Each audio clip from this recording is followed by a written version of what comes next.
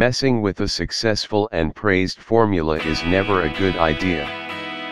Especially when that formula relates to one of the sweetest sounding 6-cylinder engines on the market. Well, Porsche has messed with the formula, ditching the Cayman's naturally aspirated 6 for a turbocharged 4-cylinder petrol engine.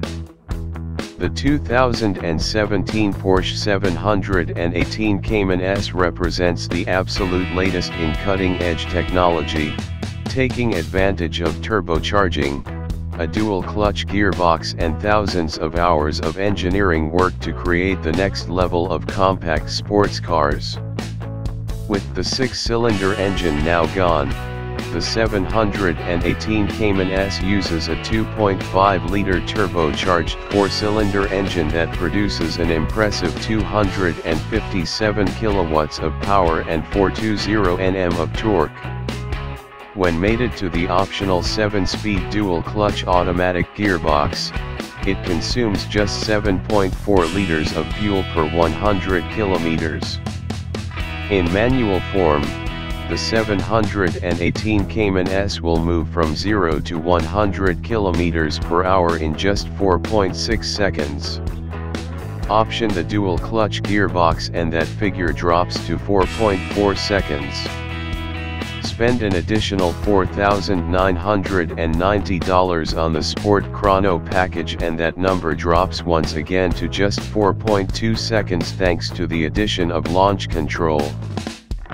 Starting from $110,000, plus on-road costs, the new 718 Cayman range runs all the way through to the $145,290, plus on-road costs, 718 Cayman S tested here.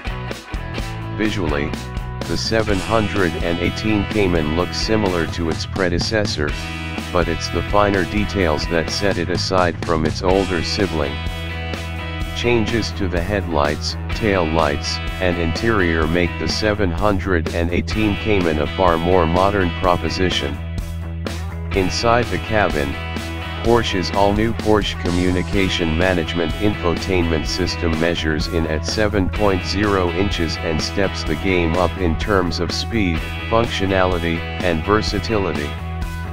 It now also comes with an additional Connect module that adds Apple CarPlay and Android Auto, but expect to pay $1,090 for the Connect package. The optional $2,650 Bose sound system is an absolute cracker. The punch that comes from this sound system is next level and works perfectly with a cabin this size. In fact, it was so good that my wife and I saddled up for a drive-in movie to take advantage of the cinematic experience. While sound quality was great, it was frustrating needing to keep switching the system back on after 20 minutes or so. And residual heat from the mid-engine came into the cabin and made it quite stuffy. But that's just me being nitpicky. The rest of the interior follows on from the Cayman we know and love. Two sizable storage cavities, one 150-liter cargo hold at the front and a 275-liter hold at the rear, are joined by sliding cubby holes behind the driver and front passengers' heads.